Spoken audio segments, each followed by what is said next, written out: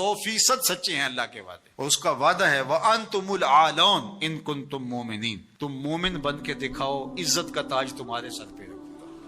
یہ وعدہ ہے اللہ کا۔ ہم کب مومن بن کے دکھایا ہے کہ ہم واقعی اس تقاضے پہ پورے اترے جو ہماری شریعت نے ہم سے کیا؟ ملاوٹ ہم کریں، جھوٹ ہم بولیں، ایک دوسرے کی جڑیں ہم کاٹیں، مکر، فریب، دجل، کیا کچھ نہیں ہے جو ہمارے اندر نہیں ہے۔ اچھے مسلمان ہونا تو دور کی بات ہے، ہم اچھے انسان بھی نہ بن سکے۔ مسلمان کی تعریف کیا کی گئی؟ المسلم من سلم المسلمون من لسانہ و یدہ، جس کی زبان سے اور جس کے ہاتھ سے دوسرا مسلمان محفوظ ہے، وہ مسلمان ہے۔ اور ہم دیکھیں کہ جہاں ہمارا بس چلے تو ہم کاٹ کے نہیں رکھ دیتے، ہم کیسے مسلمان؟ حضور علیہ السلام سے پوچھا گیا کہ مسلمان بزدل ہو سکتا ہے؟ کہا نہیں، بہادر ہوتا ہے، لیکن ہو سکتا ہے کبھی بزدلی بھی کر جائے، آخر بشر ہی تو ہے۔ پھر پوچھا گیا کہ مومن کنجوس ہو سکتا ہے؟ کہا نہیں، مسلمان بخیل نہیں ہوتا، سخی ہوتا ہے، لیکن ہو سکتا ہے کبھی بخل بھی کر جائے۔ تیسری بات حضور سے پوچھی گئی، مومن جھوٹا ہو سکتا ہے؟ حضور فرمایا جھوٹا نہیں ہو سکتا۔ یہ طے شدہ بات ہے، یہ پکی اور دو ٹوک اور سیدھی بات ہے کہ مومن ہو اور جھوٹا ہو، یہ نہیں ہو سکتا۔ اب ذرا میں اور آپ اپنے اندر اتر کے دیکھیں، آج بہانے بنائے۔ تاجر کہتا ہے جھوٹ نہ بولے تو سودا ہی نہیں بکتا، یہ جاپان بیچ رہا ہے بغیر جھوٹ کے، تم کیوں نہیں بیچ سکتے؟ تم نے خیانت کی ہے، تم نے مال 2 نمبر بنایا، اس لیے تمہیں جھوٹ بولنا پڑ رہا ہے۔ تم نے بنیاد ہی اچھی نہیں رکھی، پوری دنیا کے سودے سچ بول کے بک رہے ہیں، تمہیں جھوٹ کیوں بولنا پڑتا ہے؟ تو جو جہاں بیٹھا ہے وہ لوٹنے بیٹھا ہے۔ جب میں کہتا ہوں الہی میرا احوال دیکھ، حکم ہوتا ہے اپنا نامہ اعمال دیکھ۔ اگر کافر آج دنیاوی شان و شوکت حاصل کر گئے تو دیکھو کہ انہوں نے محنت کی، اور تم جب ہاتھ پہ ہاتھ دھر کے بیٹھ جاؤ گے تو پھر اللہ کا ضابطہ یہ نہیں ہے کہ وہ محنت کرنے والوں کو محروم رکھے اور نکموں کو نواز دے۔ تنے مردہ سے بیزار ہے حق، تنے مردہ سے بیزار ہے حق، خدائے زندہ زندوں کا خدا ہے۔ من جہادہ وجدہ، جس نے محنت کی اس نے پا لیا۔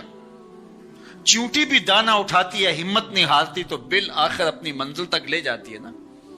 چیونٹی بھی ہو ذات کی تو اس کو بھی نتیجہ خیزی تک رب پہنچاتا ہے۔ کچھوا بھی چلتا رہے تو منزل پہ پہنچتا ہے، خرگوش ہو کے سویا رہے تو وہ منزل پہ نہیں پہنچ سکتا۔ تم خرگوش صحیح لیکن سوئے ہوئے ہو، لہذا منزل تمہارا مقدر ہو ہی نہیں سکتی جب تک تم مسلسل چلنے کی مشق نہیں پیدا کرتے۔ وَأَنْتُمُ الْأَعْلَوْنَ، تم ہی سر بلند ہو، لیکن شرط یہ ہے ان کنتم مومنین، تم مومن تو بن کے دکھاؤ، تمہارے سر پہ عزتوں کا تاج رکھ دوں گا۔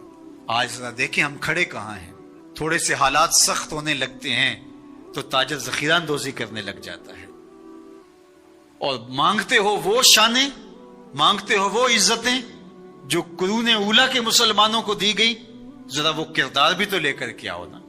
تم تو ذخیرہ اندوزی کرنے بیٹھ گئے کہ زیادہ سے زیادہ پیسے کما لیں اور غریبوں کا خون بھی نچوڑ لیں۔ اور مدینے میں تھوڑے سے حالات تلخ ہوتے ہیں، تھوڑی سی قحط سالی کے آثار حویدہ ہوتے ہیں، اور حضرت سیدنا عثمان غنی رضی اللہ تعالیٰ عنہ کا تجارتی قافلہ غلہ لینے گیا ہوا ہے شام میں، تو جب وہ شام سے واپس آتا ہے تو مدینے کے کچھ تاجر آتے ہیں اور کہتے ہیں کہ جناب یہ جتنا غلہ ہے اونٹوں کے اوپر ہی ہمیں بیچ دیجیے، ہم سے 2 قیمت لے لیجیے۔ فرمانے میں اس سے زیادہ قیمت میں دینا چاہتا ہوں۔ تو کہا جناب 2 گنا لے لیجیے۔ فرمایا نہیں۔ تو کہا کہ اتنی قیمت ہم آپ کو دے رہے ہیں تو آپ نہیں دے رہے۔ کہا کہ میرے پاس ایک ایسا تاجر ہے جو 10 گنا قیمت دے گا۔ کہا وہ کون سا تاجر ہے؟ کہا وہ میرا اللہ ہے۔ اور بلا کر کے خادموں سے کہا کہ سارا غریبوں میں بانٹ دو۔ یہ تاجر تھے عثمان غنی، آج بھی عثمان غنی ہے۔ میں آپ کو بتاؤں مدینہ المنورہ کے بینک میں حضرت عثمان غنی کا آج بھی اکاؤنٹ کھلا ہوا ہے۔ 1450 سال بیت گئے، ان کا اکاؤنٹ آج بھی چل رہا ہے۔ بیر عثمان جو مزرعہ عثمان ہے، جس میں وہ بیر عثمان تھا جو خرید کے وقف کیا تھا، وہ آج بھی وقف ہے، اور وہ کسی کے نام نہیں ہے، وہ حضرت عثمان غنی کے نام ہے۔ اور اس کی ساری آمدنی حضرت عثمان غنی رضی اللہ تعالی عنہ کے نام پر جو بینک میں اکاؤنٹ ہے اس میں جاتی ہے، اور پھر ادھر سے خیریہ میں آتی ہے اور غریبوں میں بٹتی ہے۔ ایسا غنی آج بھی اس کی سخاوت جاری ہے۔ غنی ایسا بھی دیکھا، یہ ذخیرہ اندوز جو لوگوں کے خون بھی نچوڑ لیتے ہیں، بوٹیاں بھی نوچ لیتے ہیں، آج مرے کل 10واں دن۔ بعد میں کوئی ان کو جانتا بھی نہیں ہوتا ہے. تو اس ذخیرہ اندوز لوگوں کی یوں بوٹیاں نوچے گا اور خون نچوڑے گا اور کہے گا کہ اللہ کی رحمت نازل ہمارے اوپر کیوں نہیں ہوتی. تو کس طرح تمہارے اوپر رحمت نازل ہوگی؟ اس کا وعدہ ہے اور اس کے سچے وعدے ہیں. وَأَنْتُمُ الْأَعْلَوْنَ، تم ہی سربلند ہو. ان کنتم مومنین، اگر تم مومنانہ زندگی بسر کرو تو دیکھو عزتوں کا تاج تمہارے سر پہ ہم کیسے رکھتے. کفار مکہ وجود باری کا انکار نہیں کرتے تھے، یعنی اللہ کے وجود کے منکر نہیں تھے. وہ بتوں کو ساتھ شریک کرتے تھے. وہ کہتے تھے کہ اللہ موجود ہے، کار ساز حقیقی ہے، لیکن یہ بت بھی اس کے ساتھ کاموں میں شریک ہیں. اس وجہ سے وہ مشرک ہوئے. اس کی ذات میں کیا اس کی صفات میں کسی کو شریک مانا جائے تو بندہ مشرک ہو جاتا ہے، کافر ہو جاتا ہے. دوسرا، وہ رسالت کے منکر نہیں تھے، نفس رسالت کے، کہ رسول نہیں ہوا کرتے. وہ کہتے رسول ہوا کرتے ہیں، آیا کرتے ہیں، ماضی میں بھی آئے ہیں، اب بھی آ سکتے ہیں، لیکن آپ نہیں ہو. تو رسالت کے منکر نہیں تھے، انتصاب کے منکر تھے.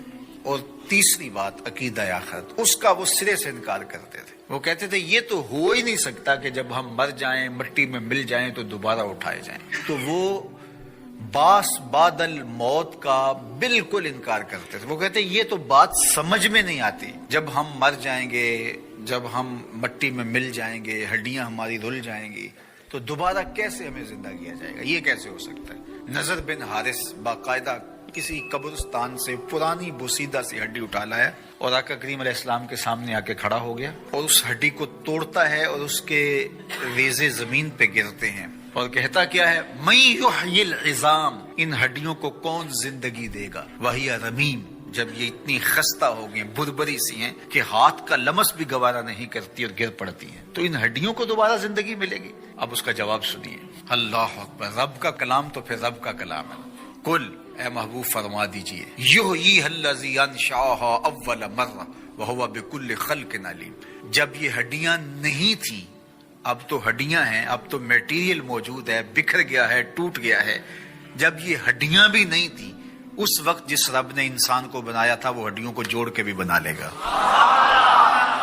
ذرا غور کیجئے، دلیل کی کاٹ دیکھیے، دلیل کا رنگ اور آہنگ دیکھیے. یہ تو کہتے ہیں ان ٹوٹی ہوئی ہڈیوں کو کون جوڑے گا، کون ان کو دوبارہ زندگی دے گا؟ یہ سوال وہ پوچھ رہا ہے. وَدَارَ بَلَانَا مَثَلًا، مثالیں کا ہفتے وہ بنا رہا ہے. وَنَسِیَ خَلْقَ، جو اپنی تخلیق کو بھولا ہوا ہے، جس کو یہ یاد ہی نہیں ہے کہ میں کون ہوں. ننھی بوند سے میری تخلیق ہوئی اور پھر ہڈیاں بھی بنی، گوشت بھی چڑھا اور پھر جو ہے وہ روح بھی پھونکی گئی. اگر یہ اپنی تخلیق پہ غور کرتا جو ہڈی اٹھا کے لایا ہے تو یہ سوال ہی نہ کر پاتا کہ یہ کہاں تھا اور یہ کیسے آیا. تو وہ ڈٹ کے انکار کرتے تھے عقیدہ آخرت کا. تو یہ شروع سے رہا ہے، لوگ عقیدہ آخرت کا انکار کرتے ہیں. آج بھی بہت سارے لوگ عقیدتاً آخرت کا انکار کرتے ہیں، عملاً اور رویتاً بہت سارے لوگ انکار کرتے ہیں. جو آخرت کو فراموش کر بیٹھتا ہے اور دنیا کو ہی سب کچھ سمجھتا ہے اور آخرت کی بالکل تیاری نہیں کرتا، وہ بھی آخرت کو فراموش کیے ہوئے ہے. اللہ اکبر. تو اللہ تعالیٰ جل شانہ نے اپنے پیغمبر کے ذریعے سے اس تیقن کو کس طرح لوگوں کے سامنے پیش کیا. جب ابراہیم علیہ السلام نے کہا رب ارنی کیف تحیی الموتى، مالک میں دیکھنا چاہتا ہوں کہ تو مردوں کو زندہ کیسے کرتا ہے. قال اولم تؤمن، کہا کہ تجھے یقین نہیں. قال بلا، مالک کیوں نہیں. ولکن لیطمئن قلبی، لیکن میں چاہتا ہوں کہ دل میں اطمینان اور زیادہ پیدا ہو جائے، یقین کی اور پختگی نصیب ہو جائے. قال فخذ اربعۃ من الطیر، کہا 4 پرندے پکڑ لو. فصرہن الیک، اور ان کو اپنے ساتھ مانوس کر لو، پھر ان کو ذبح کرو، ٹکڑے کرو، گوشت بناؤ، قیمہ کرو اور مکس کر کے مختلف پہاڑوں پہ ڈال دو. کہا اب ایک ایک کر کے جانور کو پکارتے جاؤ. یاتینک سعیا، آپ دیکھیں گے دوڑتے ہوئے تمہارے پاس آئیں گے. اب کسی کی ٹانگ کا قیمہ اس پہاڑ پہ ہے، کسی کی گردن کا قیمہ اس پہاڑ پہ ہے، کسی کے پروں کا قیمہ اس پہاڑ پہ ہے، کسی کے پیٹ کا قیمہ اس پہاڑ پہ ہے. لیکن جس جانور کو پکارا ادھر ادھر سے اس کے اجزاء نکلے، جڑے. ایک دن حضرت عمر بیٹھ کے رو رہے تھے تو کسی نے کہا حضرت رو کیوں رہے ہیں؟ فرمایا کہ میں اس لیے رو رہا ہوں کہ فلاں پل سے بکریاں گزری ہیں، تو پل کے اندر شکستگی تھی، ٹوٹا ہوا تھا پل درمیان میں کچھ، اس میں ایک بکری کی ٹانگ ٹوٹ گئی ہے. تو میں ڈرتا ہوں کہ میرا رب یہ نہ پوچھے کہ عمر تو نے پل صحیح تعمیر نہیں کروائے تھے کہ ایک بکری کی ٹانگ کیوں ٹوٹی ہے. یہ ہیں حضرت عمر رضی اللہ تعالی عنہ. اللہ اکبر. تو اللہ تعالیٰ جل شانہ نے حضرت سیدنا عمر بن خطاب رضی اللہ تعالیٰ عنہ سے جو کام لیا، مختصر دور خلافت کے اندر 10 سال 6 ماہ 4 دن آپ نے خلافت فرمائی ہے، لیکن کہاں سے چلے اور یہاں مکران تک، بلوچستان کا حصہ ہے، یہاں تک آپ کے سلطنت کی حدود وسیع ہوئی. ادھر آرمینیا تک جا پہنچے، حمص فتح کیا، قادسیہ، یرموک. آپ ذرا دیکھیے کہ کہاں تک آپ کی فوجوں کے گھوڑے دوڑتے رہے، اور اللہ تعالیٰ جل شانہ نے ان کو جو توانائی، عدل و انصاف کی قوت عطا فرمائی. اللہ اکبر. جب زمین پہ عدل کیا ہو تو زمین بھی حکم مانتی ہے، اور حضرت عمر وہ تھے جن کا حکم ہوائیں بھی مانتی تھی، زمین بھی مانتی تھی، جن کا حکم جو ہے وہ آگ بھی تسلیم کرتی تھی اور دریا بھی ان کا حکم مانا کرتے تھے. مصر کے اندر یہ رسمیں بد جاری تھی کہ سال کے بعد 1-2 شیزہ کو زیورات پہنا کے اچھے لباس میں ملبوس کر کے دریا کی بھینٹ چڑھایا جاتا، اس کی قربانی دی جاتی، اس کا خون بہتا تو دریا چلتا. جب مسلمانوں نے مصر فتح کیا تو گورنر نے لکھا کہ اسلام تو اس طرح کی رسوم کی اجازت نہیں دیتا، لیکن خشک سالی ہے، لوگوں کی فصلیں ویران پڑی ہیں، تو حضرت کیا کیا جائے؟ تو حضرت عمر رضی اللہ تعالیٰ عنہ کاغذ کے ٹکڑے پہ لکھتے ہیں بسم اللہ الرحمن الرحیم. مصر کے نیل کی جانب عمر کا خط لکھتے ہیں، اے نیل اگر تو اللہ کے حکم سے چلا کرتا ہے تو چل، ورنہ ہمیں تیرے چلنے کی کوئی حاجت نہیں ہے. اور قاصد کو کہا یہ خط لے جاؤ اور جا کے دریائے نیل میں پھینک دو. قاصد جا کے خط دریائے نیل میں پھینک دیتا ہے، پانی آتا ہے، ایسا دریائے نیل چلا 14 صدیاں ہوئی ہیں آج تک کبھی بند ہی نہیں ہوا. دریا حکم مانتے ہیں، آگ نکلتی ہے. لوگ حضرت عمر رضی اللہ تعالی عنہ کے پاس آئے، حضرت لاوا پھوٹا ہے، آگ نکل رہی ہے اور مدینے کی طرف بڑھ رہی ہے، اب کیا کیا جائے؟ فائر بریگیڈ تو زمانے میں تھی نہیں. عمر نے اپنی قمیض اتاری، جس قمیض پہ 17 پیوند لگے ہوئے تھے چمڑے کے، کہا یہ قمیض لے جاؤ، جدھر آگ بڑھ رہی ہے آگے ڈھالنا، آگ پیچھے بھاگ جائے گی. زلزلہ آتا ہے تو زمین پہ درہ مارتے ہیں، زمین رک جا، کیا عمر نے تیری چھاتی پہ عدل نہیں کیا ہے؟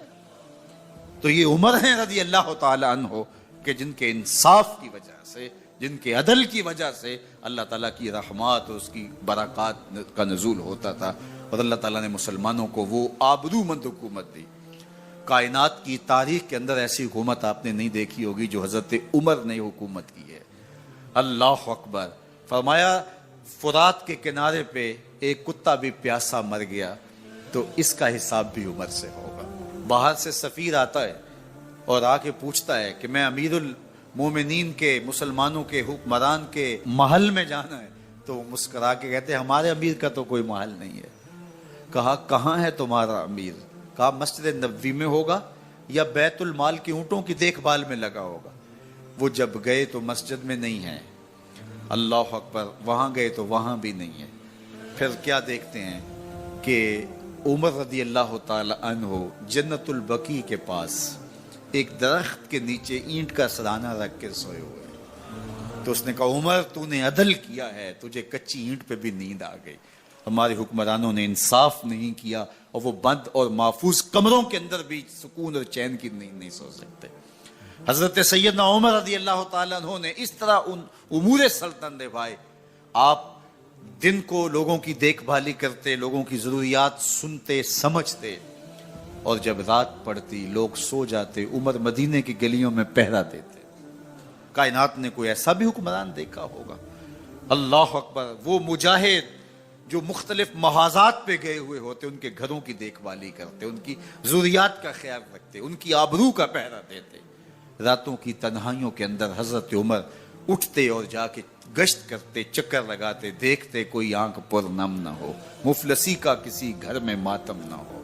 حضرت عمر رضی اللہ تعالیٰ عنہ جب ایمان لائے تو آپ نے ایک ایک کافر کے گھر کے دروازے پہ کھڑے ہو کے کہا کہ تم کمزوروں کو مارتے تھے، میں تمہیں بتانے آیا ہوں میں محمد عربی کا نوکر بن گیا ہوں. بلکہ آپ نے اعلان کیا جس نے اپنی بیوی کو، بیوہ اور بچوں کو یتیم کروانا ہو اور اپنے ماں باپ کی کمر کو جھکانا ہو، وہ عمر کے مقابلے میں آئے. اللہ اکبر. زنیرہ نامی ایک خاتون تھی، بہت کمزور. راوی کہتا ہے کہ اس کی ہڈیوں میں گودا نہیں تھا، عشق رسول تھا، اور اس کا ظالم آقا اس کو مارتا ہے، اور جب مار مار کے تھک جاتا ہے، ادھر سے عمر آ رہے ہیں، یہ اسلام لانے کے پہلے کی کہانی ہے، تو ادھر سے عمر آ رہے ہیں، تو اس نے کہا عمر تم جوان آدمی ہو تو یہ چھوڑتی نہیں ہے اپنے نبی کا نام، ذرا تم آؤ۔ تو عمر کوڑا پکڑ لیتے ہیں، اسے مارتے ہیں، مارتے مارتے تھک جاتے ہیں تو پانی پینے لگتے ہیں، تو کہتے ہیں مجھے تیرے پہ ترس نہیں آیا لیکن میں ذرا پانی پینے لگا ہوں، اور پھر گلے کے اندر ڈال کر کے کوڑا اور اس کی رسی کو بل دیتے ہیں اور اس کی آنکھیں باہر نکل آتی ہیں، اور کہتے ہیں بلا اپنے نبی کو جو تیری آنکھوں کی بینائی واپس کرے۔ اللہ اکبر۔ تو اس نے آسمان کی طرف منہ کر کے کہا مالک میں کبھی بھی آنکھوں کی بینائی نہ مانگتی، لیکن اب تیرے نبی کی عزت کا سوال ہے۔ آنکھوں کی بینائی واپس ہو جاتی ہے۔ زنیرہ کو بڑا مارا، آج عمر گلیوں میں آنکھوں میں آنسو ہیں اور عجیب دل بے تاب ہے، اور کہتے ہیں آؤ بھئی میں حضور کا غلام بن گیا ہوں، تمہیں بتانے آیا ہوں۔ زنیرہ نے موڑ کاٹا تو آگے عمر یہ آواز دے رہے تھے۔ زنیرہ ایک کونے پہ کھڑے ہو کے رو کے کہتی ہے عمر تم تو بڑے اس دن جوش و غضب میں تھے اور تم مارتے ہوئے تھکتے نہیں تھے۔ تو عمر نے کہا زنیرہ اس دن میں نے دیکھا نہیں تھا، اب میں محمد عربی کو دیکھ آیا ہوں۔ جنہ ویکھیا نہیں ہو کرن گلاں، جنہ ویکھیا نہیں ہو کرن گلاں، جنہ ویکھیا ہو تے بول دے نہیں، جڑے محرم راز حقیقت دے اور راز حقیقت کھول دے نہیں۔ تو حضرت عمر رضی اللہ تعالیٰ عنہ ایمان لائے۔ حضرت عبداللہ ابن مسعود رضی اللہ تعالیٰ عنہ فرماتے ہیں کہ حضرت عمر کا ایمان لانا مسلمانوں کے لیے عزت کا سبب تھا، ان کا ہجرت کرنا مسلمانوں کی نصرت تھی، اور ان کی خلافت مسلمانوں کے لیے رحمت تھی۔ حضرت عمر رضی اللہ تعالی عنہ وہ ہیں کہ میرے حضور نے فرمایا لوگوں جب نیک لوگوں کا ذکر کرو تو میرے عمر کا تذکرہ ضرور کیا کرو۔ میرا عمر وہ ہے کہ جب وہ ایک سمت سے آ رہا ہو، ایک گلی اور بازار سے آ رہا ہو، تو شیطان بھی آ رہا ہو، عمر کو دیکھ کے راستہ تبدیل کر لیتا ہے۔ حضرت عمر رضی اللہ تعالی عنہ کی طبیعت کے اندر جو جاہ و جلال تھا، طبیعت کے اندر جو سختی تھی، وہ اسلام کے اندر آ کر بھی قائم رہی، اور آپ نے وہی سختی، وہی جاہ و جلال جو پہلے مسلمانوں کے خلاف تھا، اب کفار کے خلاف، منافقین کے خلاف، حضرت عمر کی طبیعت کے اندر وہ جوش و خروش بدستور موجود رہا۔ لیکن جس دن آپ خلیفہ بنے تو اس دن آپ نے ممبر پہ چڑھ کے جو خطبہ دیا اس میں کہا لوگوں میں سخت اس لیے تھا کہ رسول اللہ نرم تھے، پھر میں سخت اس لیے تھا کہ حضرت ابو بکر صدیق نرم تھے، اب میں تخت خلافت پہ بیٹھا ہوں، اب میری سختی جو ہے وہ نرمی میں تبدیل ہو گئی، صرف فاسقوں، فاجروں اور باغیوں کے لیے میں سخت ہوں، باقی تمہارے لیے نرم ہوں۔ سب سے کم جو تنخواہ بیت المال سے اگر کسی وجود نے لی ہے تو وہ حضرت عمر رضی اللہ تعالیٰ عنہ نے لی ہے، صرف 2 جوڑے لیتے تھے سال میں، اور راوی کہتا ہے کہ میں نے دیکھا ہے کہ اس میں بھی 17 پیوند لگے ہوتے تھے۔ حضرت عمر رضی اللہ تعالیٰ عنہ کا طرز زندگی، آپ کا انداز معاشرت اور آپ کا انداز خلافت، ہر لمحہ آپ کی زندگی کا اٹھا کے دیکھیے کتنی مرتبہ قرآن حضرت عمر کی رائے کے مطابق نازل ہوا ہے۔ اللہ تعالیٰ جل شانہ نے ان کو صاحب الہام بنایا تھا۔ ہر امت میں کوئی صاحب الہام ہوتا ہے، حضور کی امت کا صاحب الہام حضرت عمر رضی اللہ تعالیٰ عنہ، اور آقا کریم نے انہیں اپنا وزیر قرار دیا، فرمایا میرے 2 وزیر آسمانوں میں ہیں، 2 وزیر زمینوں میں ہیں، آسمانوں کے وزیر جبرائیل اور میکائیل ہیں، اور زمین کے وزیر ابو بکر اور عمر ہیں رضی اللہ تعالی عنہما۔ سارے کافر اکٹھے ہو کے آگے تھے، حضور کے گھر کا گھیرا ڈال لیا تھا کہ آج چھوڑیں گے نہیں، لیکن حضور ان کے سروں میں خاک ڈالتے گزر گئے۔ حفاظت اللہ نے اپنے محبوب کی ہے، بلکہ حضرت علی المرتضیٰ کو بستر پہ لٹایا، علی میرے بستر پہ سو جاؤ، امانتیں دے کے تم بھی صبح آ جانا۔ حضرت علی بھی سو گئے، حضور کی حفاظت تو ہے ہی ہے، حضرت علی بھی سو گئے۔ جب صبح اٹھے تو انہوں نے دیکھا یہ تو علی المرتضیٰ ہے۔ اللہ اکبر، بڑے پریشان ہوئے کہ حضور کدھر گئے۔ اچھا کسی نے حضرت علی سے پوچھا کہ تمہیں کیسے نیند آ گئی؟ ننگی تلواریں لیے وہ گھر کے ارد گرد تھے، اور آپ چادر اوڑے سوئے تھے حضور کے مغالطے میں، وہ آپ کو بھی تو نقصان پہنچا سکتے تھے۔ تو حضرت علی نے کہا، حضور نے کہا تھا علی میرے بستر پہ سو جاؤ، صبح اٹھنا، امانتیں دینا اور مدینے آ جانا۔ مجھے یقین تھا سوؤں گا بھی، صبح اٹھوں گا بھی، امانتیں بھی دوں گا، مدینے بھی پہنچوں گا، اس لیے کہ حضور نے فرمایا ہے۔ جب حضور نے فرما دیا ہے تو پھر ہو کے رہے گا۔ جب حضور ہجرت کرتے ہوئے جا رہے تھے نا، 100 سرخ اونٹ حضور کی گرفتاری کے لیے نام رکھا ہوا تھا۔ سراقہ بن مالک یہ حضور کو گرفتار کرنے کے لیے آگے بڑھا، اور اس کی لالچ یہ تھی کہ اتنا بڑا انعام ہے، مجھے مل جائے گا، لیکن اس کی سواری گھٹنوں تک دنس جاتی ہے، معذرت کرتا ہے، پھر ارادہ بدلتا ہے، پھر یہی ہوتا ہے۔ تیسری مرتبہ بھی جب ایسا ہوا تو سمجھ گیا کہ یہ تو میرے بس کا روگ نہیں ہے۔ اب اسے پریشانی ہوئی کہ جو آج اس حالت کے اندر بھی اللہ کی اتنی تائید کے سائے تلے ہیں، تو کل جب یہ دوبارہ پلٹیں گے اور مکہ ان کے قبضے میں ہوگا تو پھر میرے ساتھ نہ جانے کیا سلوک ہوگا۔ تو کہا کہ حضور مجھے امان لکھ دیجئے۔ تو حضور نے کیا فرمایا، سراقہ تو مجھے گرفتار کرنا چاہ رہا ہے، میں تیرے ہاتھ میں کسرا کے کنگن دیکھ رہا، میں تیرے ہاتھ میں کسرا کے، اس وقت کی سپر طاقت تھی کسرا، تو فرمایا میں تیرے ہاتھوں میں کسرا کے کنگن دیکھ رہا۔ تو حضور سے انہوں نے باقاعدہ امان لکھوا لی۔ اللہ اکبر۔ حضرت عمر کا زمانہ ہے، ایک جنگ میں حضرت سراقہ بن مالک بھی تھے، تو کافر قلعہ بند ہو گئے، اور یہ جب ان کے اوپر حملہ آور ہوتے ہیں تو وہ اندر سے پتھر پھینکتے ہیں، فصیل عبور نہیں کی جاتی۔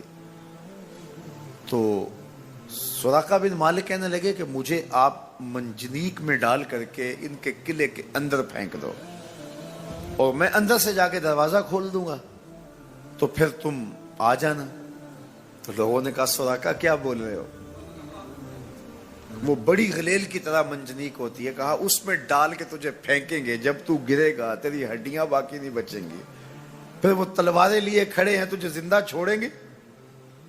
تو حضرت سراقہ نے کہا مجھے کچھ نہیں ہوگا، اس لیے کہ حضور نے کہا تھا تیرے ہاتھوں میں کسرا کے کنگن دیکھ رہا ہوں، ابھی تک کنگن نہیں آئے، جب تک کنگن نہیں آتے موت آ ہی نہیں سکتی ہے۔ یہ یقین تھا ان کا، یہ اذعان تھا ان کا۔ تو حضور کی حفاظت اللہ نے اپنے ذمہ کرم پہ لی ہے۔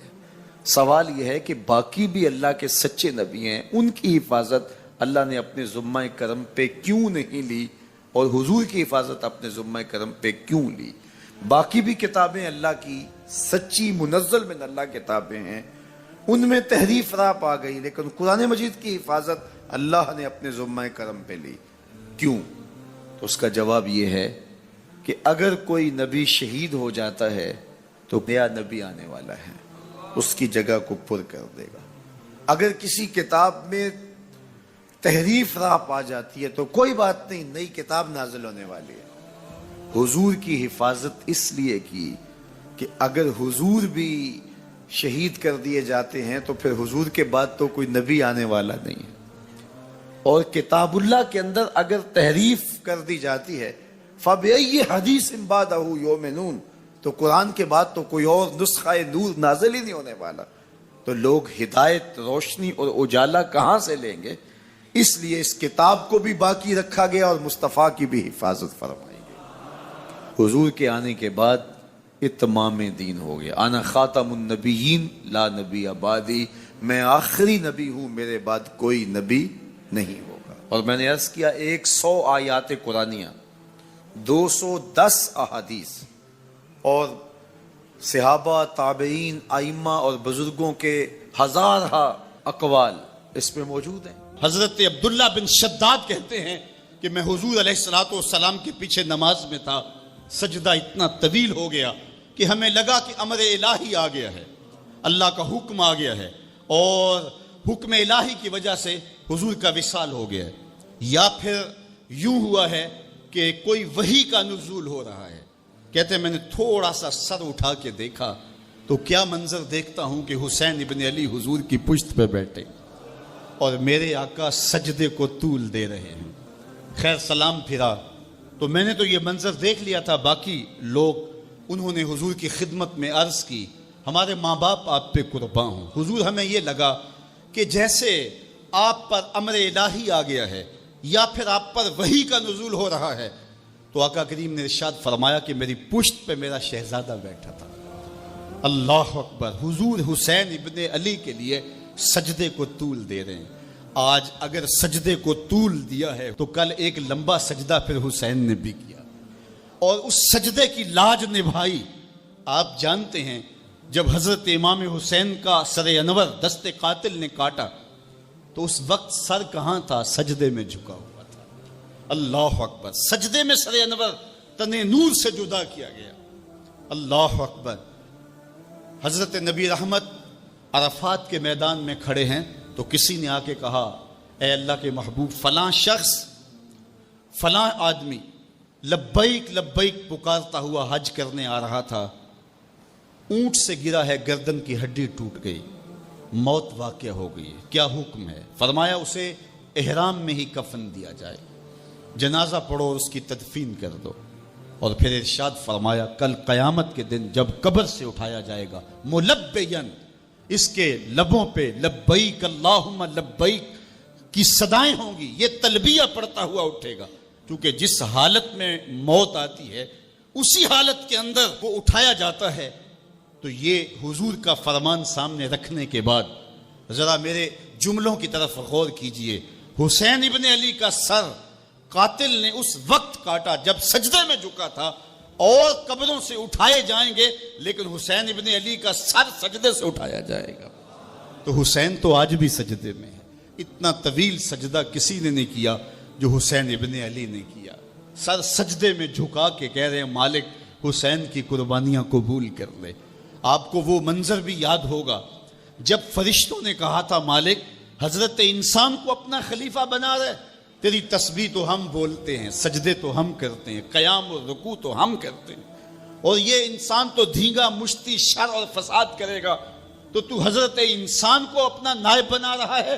جواب آیا تھا انی عالم ما لا تعلمون. فرشتوں جو میں جانتا ہوں وہ تم نہیں جانتے. تمہاری نظر عناصر اربعہ پہ ہے اور اس کا جو نتیجہ نکلنے والا ہے تم اس پہ نگاہیں جمائے ہوئے ہو. آگ، ہوا، مٹی، پانی، ان چاروں کا مجموعہ فساد نہیں کرے گا تو اور کیا ہوگا، شر نہیں کرے گا تو اور کیا ہوگا. لیکن تمہیں یہ نہیں پتا کہ اگر اس عناصر اربعہ میں محمد عربی کا لعاب مل جائے تو پھر حسین بنتا ہے، اور تم کہتے ہیں سجدے ہم کریں گے، رکوع ہم کریں گے. کربلا کے دن رب نے فرشتوں سے کہا ہوگا ذرا جھانک کر کے حسین کے سجدے کی باقی ادا کو تو دیکھو، اور لاؤ سارے سجدے اور حسین ابن علی کے سجدے کو دیکھو. سرخروئی کی وہ انوکھی اور البیلی داستان رقم کر کے دنیا والوں کو بتایا کہ سجدے کے یہ بھی انداز ہوتے ہیں، سجدے کا یہ بھی رنگ ہوتا ہے. اس پیاسے پر علی شیر خدا کو ناز ہے، اس نواسے پر محمد مصطفیٰ کو ناز ہے. اوروں نے بھی سجدے کیے پر اس کا عجب انداز ہے، اس نے وہ سجدہ کیا جس پر خدا کو ناز. یزید کا صرف یہی بد کرداری کا مرحلہ نہیں تھا. اس کربلا کے صحرا کے اندر یزید نے جس طرح امام حسین رضی اللہ تعالیٰ عنہ کو شہید کیا اور حضرت امام حسین کے خاندان کو شہید کیا، جب مدینہ المنورہ پر یزید نے مسلم بن عقبہ کو مقرر کیا، جس کو بزرگوں نے مصرف بن عقبہ کہا ہے، تو اس کو کہا 3 دن تک مدینے کا حرم تمہارے لیے حلال ہوگا، جو چاہو تم کرنا، اور شامی فوجوں کو اجازت ہوگی. تو وہاں بھی انہوں نے 10,000 تابعین اور 700 صحابہ کو شہید کیا. حضرت ابو سعید خدری رضی اللہ تعالیٰ عنہ گھر سے باہر نکلے، کافی بوڑھے ہو چکے تھے، تو انہوں نے حضرت ابو سعید خدری کو پکڑ لیا. کہا تم کون ہو؟ کہا مجھے ابو سعید خدری کہتے ہیں. تو کہا ہاں تمہارا نام سنا ہے، اور داڑھی سے پکڑ کے کھینچا اور کہا کہ ہے تمہارے پاس جو ہمیں دو. تو کہا کہ میرے پاس تو کچھ بھی نہیں، میں تو فقیر آدمی ہوں. تو ان کے گھر ان کو لے گئے تو 2 کبوتر رکھے تھے حضرت ابو سعید خدری نے، تو وہ کبوتر لوٹ کے لے گئے. تو ایک خاتون کے ابھی بچہ پیدا ہوا تھا، اور قابلہ نے، داعیہ نے وہ بچہ ماں کی چھاتی پہ لٹایا اور وہ ماں کا پہلا دودھ پی رہا تھا. تو یہ جا کے کہنے لگے نکالو تمہارے پاس جو کچھ ہے, جو کچھ ہے وہ ہمیں دو ورنہ تیرے بچے کے نہیں چھوڑیں گے. تو ماں بچے سے مخاطب ہو کے کہتی ہے, ابھی بچہ پیدا ہوا ہے اور ماں سے پہلا دودھ پی رہے, کہ بیٹے اگر میرے پاس کچھ ہوتا, وہ قیمتی سے قیمتی چیز بھی ہوتی, تیری جان کے لیے قربان کرتی, لیکن اس وقت میرے پاس کچھ ہے نہیں. تو ایک شکی آگے بڑھا اور بچے کو ایک ٹانگ سے پکڑ کے کھینچ کے دیوار کے ساتھ پٹک کے مارا, جس سے دماغ کا بھیجا نکل گیا. کیا کیا زیادتیاں نہیں کی. 700 صحابہ حرہ کے واقعہ میں شہید کیے یزید نے, اور 10,000 تابعین شہید کیے. مسجد نبوی میں ممبر رسول کے ساتھ گھوڑے باندھے, اور وہ ممبر رسول اور مصلی رسول کے قریب لید کرتے رہے. 3 دن تک مسجد نبوی کے اندر گھوڑے بندھے رہے اور مدینہ کی حرمت پامال کی. مدینہ کے گھروں کے اندر یہ بدکماش داخل ہوئے, اور جو بدکاریاں انہوں نے کی کلیجہ منہ کو آتا ہے. 1002 شیزائیں ان بدکاروں کی بدکاریوں کی وجہ سے کنواری حالت کے اندر حاملہ ہوئی. 3 دن تک مدینے کا حرم انہوں نے پامال کیا, اور پھر مکہ المکرمہ میں کعبہ اللہ پر گولے برسائے اور کعبہ کا غلاف جل گیا. وہ تو یزید مر گیا اور حضرت عبداللہ ابن زبیر رضی اللہ تعالیٰ عنہ نے اپنی خلافت کا اعلان کیا. یزید کے یہ کرتوت تھے, ادھر اہل مدینہ کو ستایا, ادھر اہل مکہ کو ستایا, اور رسول اللہ صلی اللہ علیہ وسلم کے خانوادے کی بے حرمتی اور توہین کی. نہ صرف انہیں قتل کیا گیا, ان کی لاشوں پہ گھوڑے دوڑائے. ابن سعد اور شمر جو ہے وہ خیموں میں داخل ہوا اور مخدرات اسلام کی چادریں چھیننے کی کوشش کی. حضرت زینب سلام اللہ علیہ نے مخاطب ہو کے کہا, ہمارے چہرے کے رکھوالے چلے گئے ہیں, ظالم تو خیال نہیں کرتا ہم رسول اللہ کی بیٹیاں ہیں. حضرت شہربانو, حضرت زین العابدین اور حضرت زینب سلام اللہ علیہ, ان تینوں کو ایک اونٹ پہ باندھا گیا, اور باقی اونٹوں پہ باقی سادات کو, حضور کی شہزادیوں کو باندھا گیا, رسیوں میں جکڑا گیا, اور اونٹوں پہ باندھ کر کے کوفے کی جانب آگے آگے شہیدوں کے سر چل رہے ہیں, اور پیچھے یہ قافلہ چل رہا ہے. اور جب یہ قافلہ وہاں سے گزرا جہاں لاشیں پڑی تھیں, امام زین العابدین 14 سال کے تھے اور بیمار تھے, اور ان کا حوصلہ نہ ہوا, وہاں غشی ان کے اوپر آنے لگی. اور وہ منظر ابن کثیر نے, باقی لوگوں سب نے لکھا ہے کہ پھر جب ان کی یہ حالت ہوئی تو پھر سیدہ زینب سلام اللہ علیہ, جنہوں نے ابھی تک بڑے حوصلے کے ساتھ ساری مشکلات کا مقابلہ کیا تھا, اب ان کے بندن ٹوٹ گئے اور آنکھوں سے آنسو بہنے لگے, اور سیدہ زینب تھے امام حسین رضی اللہ تعالیٰ عنہ کی لاش پہ کھڑے ہو کے, اور وہ روندی ہوئی لاش, ٹوٹی ہوئی ہڈیاں, اور وہ بریدا بدن, کٹا ہوا سر نیزے کی نوک پہ, اور لاش یہ پڑی ہے. تو حضرت سیدہ زینب نے مدینے کی طرف منہ کر کے جو ہے وہ حضور سے فریاد کی, رسول اللہ, اے پیارے آقا, یا جدہ ہو, اے ہمارے نانا محترم, یہ دیکھیے آپ کا حسین پڑا ہوا ہے, بدن سے کپڑے اتار لیے گئے, خاک ہوائیں اڑا رہی ہیں, اور اس کے اوپر چادر جو ہے وہ مٹی کی پڑ گئی ہے, یا محمد آہو. اور آگے فرمایا, حضور آپ کی اولاد کاٹ دی گئی, اور پھر کہا بناتوں کا سبایا, حضور دیکھیے آپ کی بیٹیوں کے ہاتھ باندھ دیے گئے ہیں, اونٹوں پہ کس دیا گیا ہے, سرے شہیدہ آگے آگے چل رہے ہیں. راستے کے اندر ایک جگہ آئی اور ان کو اتارا گیا. رات کا موقع تھا, ایک خاتون آئی اور اس نے کوئی کھانا پیش کیا ان کو, اور کہا کہ میں کسی زمانے میں حضرت سیدہ فاطمہ تو زہرا کی نوکری کیا کرتی تھی, ان کی لونڈی تھی, ان کی کنیز تھی, اور آج مجھے پتہ چلا کہ آپ لوگ گزر رہے ہیں, تو میں نے کہا کہ میں اپنی مخدومہ کے خاندان کی خدمت کروں. اور پھر اس نے کہا کہ اس وقت سیدہ کی گود میں ایک 6-7 ماہ کی بچی تھی جس کو زینب کہا کرتے تھے. تو سیدہ زینب نے کہا کہ اماں اگر پہچانتی ہو تو وہ بدنصیب سے.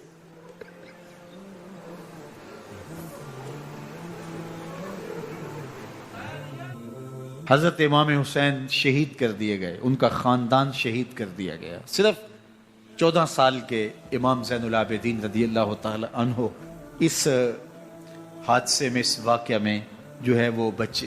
اور سب سے زیادہ دکھ اپنی آنکھوں سے انہوں نے دیکھے. کربلا کا منظر بھی دیکھا, کوفے کا دارالعمارہ بھی دیکھا, اور دمشق کا دربار یزید بھی دیکھا, اور پھر یہاں سے مدینے پہنچ کر اہل مدینہ سے جو سامنا ہوا امام زین العابدین نے وہ لمحے بھی دیکھے.